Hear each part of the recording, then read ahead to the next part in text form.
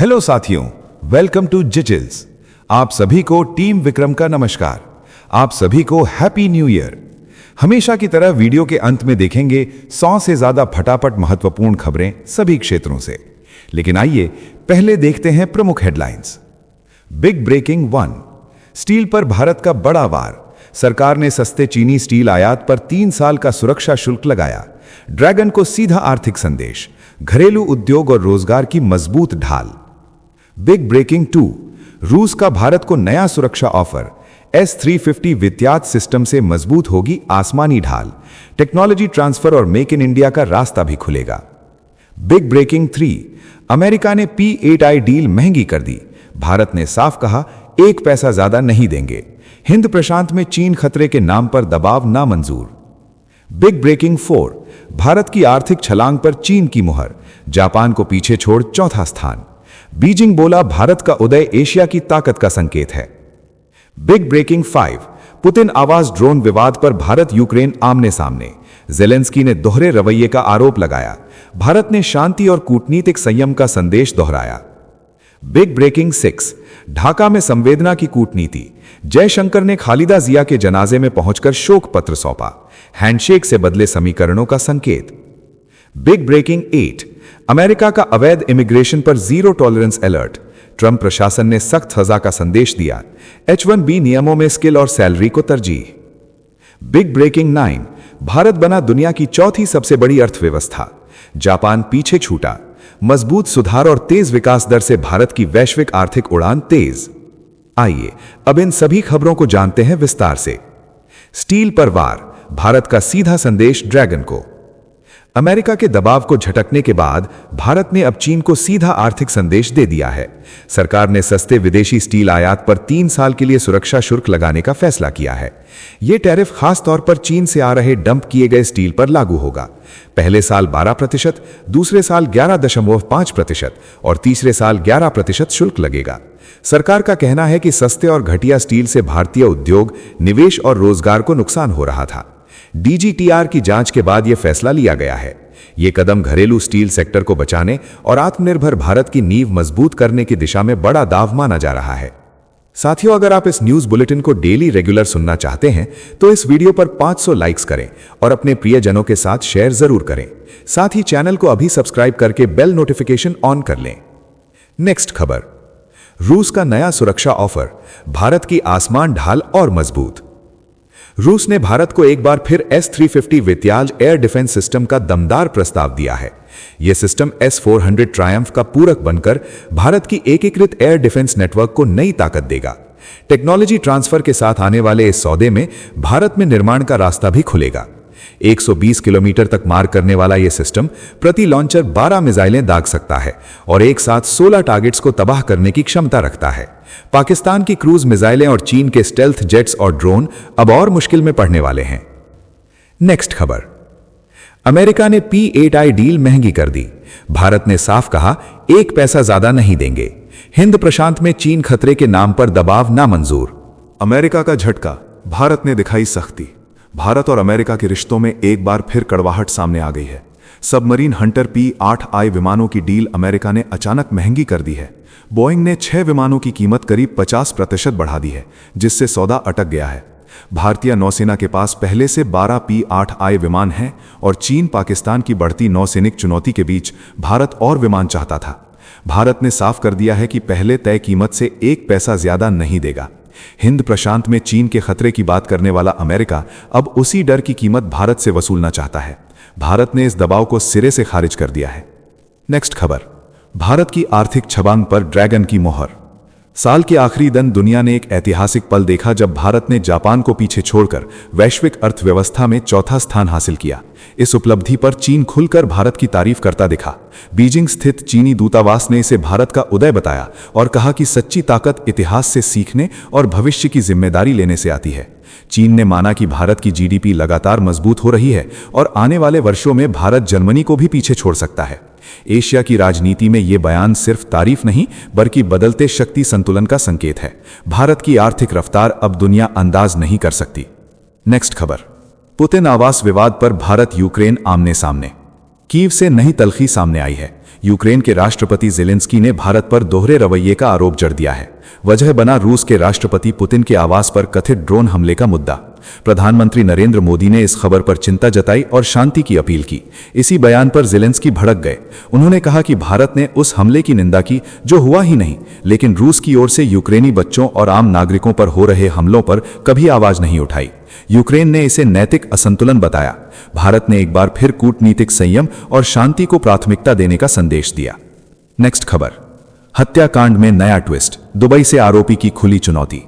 बांग्लादेश के छात्र नेता शरीफ उस्मान हादी हत्याकांड में बड़ा धमाका सामने आया है।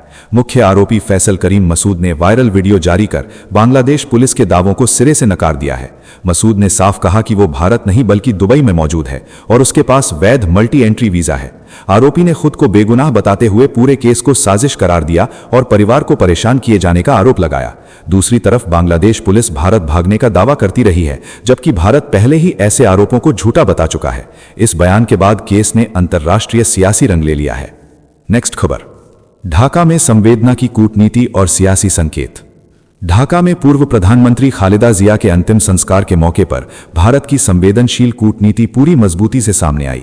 विदेश मंत्री एस जयशंकर ढाका पहुंचे और खालिदा जिया के बेटे तथा बीएनपी सुप्रीमो तारिक रहमान को प्रधानमंत्री नरेंद्र मोदी का शोक पत्र सौंपा।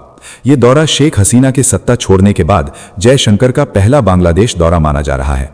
दोनों नेताओं के बीच हुआ हैंडशेक सिर्फ औपचारिकता नहीं बल्कि बदलते समीकरणों का संकेत है। ऐसे वक्त में जब भारत बांग्लादेश रिश्तों में तनाव है और पाकिस्तान पर्दे के पीछे सक्रिय है, फरवरी में होने वाले चुनाव से पहले भारत का यह कदम भविष्य के रिश्तों की दिशा तय करता दिख रहा है। नेक्स्ट खबर, अमेरिका का सख्त अलर्ट, अवैध इमिग्रेशन पर जीरो टॉलरेंस। भारत में अमेरिकी दूतावास ने अवैध इमिग्रेशन पर कड़ा संदेश जारी कर दिया है।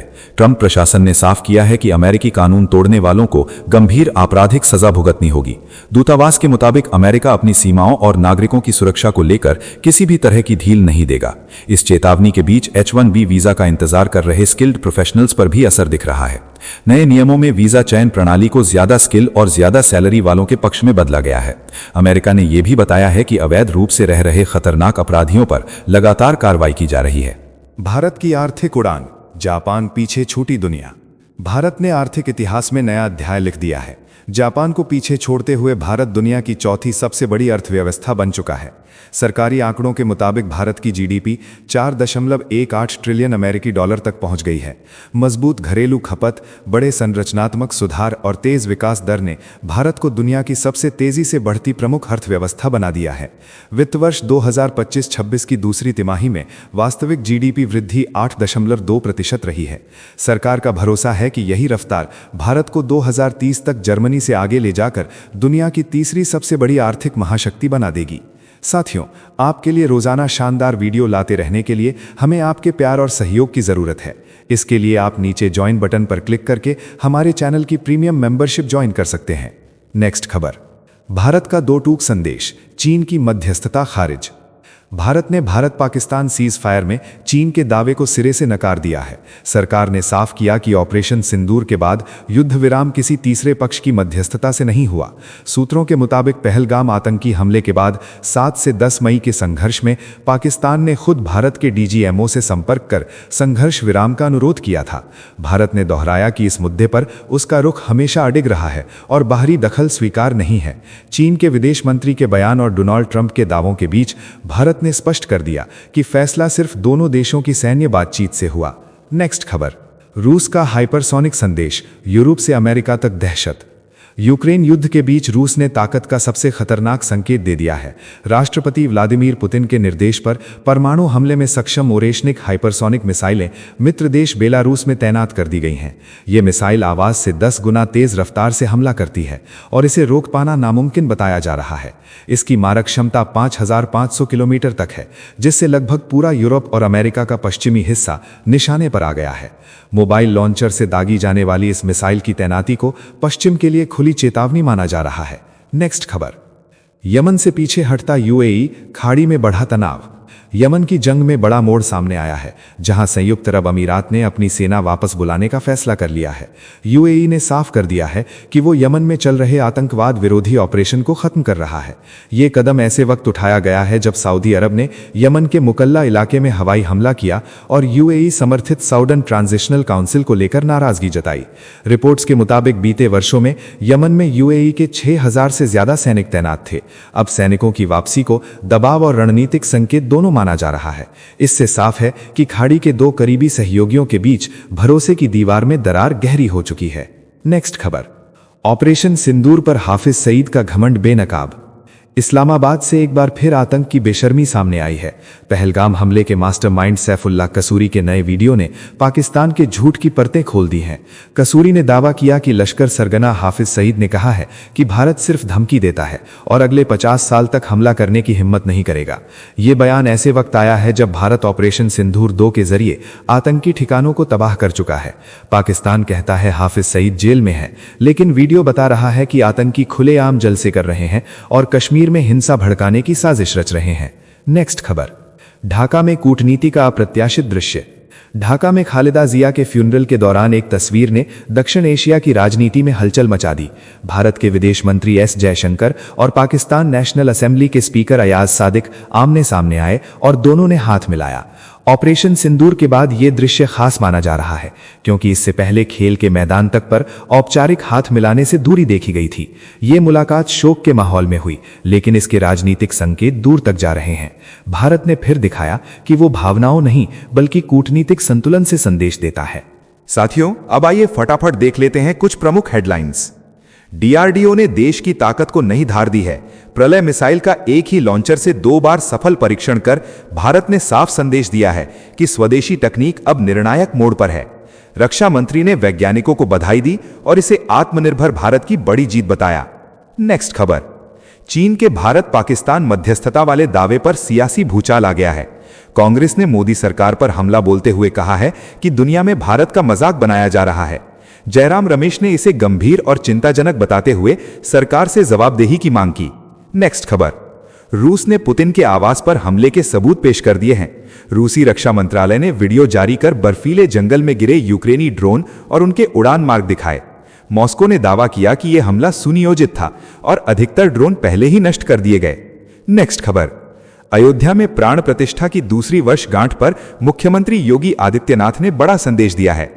उन्होंने कहा कि सनातन से ऊपर कुछ नहीं है। अयोध्या में कुछ लोगों ने षड्यंत्र रचे, लेकिन सनातन की पताका हमेशा लहराती रहेगी और यही भारत की पहचान है। नेक्स्ट खबर, भारत को घेरने की चीनी साजिश का बड़ा खुलासा हुआ है। पेंटागन की रिपोर्ट में दावा किया गया है कि चीन भारत के 4 पड़ोसी देशों में सैन्य अड्डे बनाने की तैयारी कर रहा है। इसे हिंद प्रशांत क्षेत्र में शक्ति संतुलन बदलने की खतरनाक चाल माना जा रहा है। नेक्स्ट खबर, बांग्लादेश में पूर्व प्रधानमंत्री खालिदा जिया को अंतिम विदाई दी गई। ढाका में हुए जनाजे में करीब 10 लाख लोग शामिल हुए। भारत के विदेश मंत्री एस जयशंकर भी श्रद्धांजलि देने पहुंचे।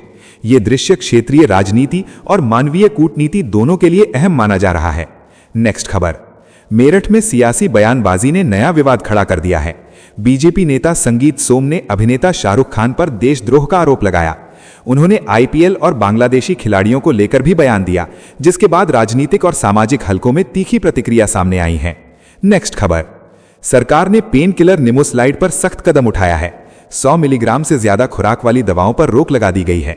इससे पहले पशुओं में इस्तेमाल पर भी प्रतिबंध लगाया जा चुका था। सरकार ने इसे जन स्वास्थ्य के लिए जरूरी फैसला बताया है।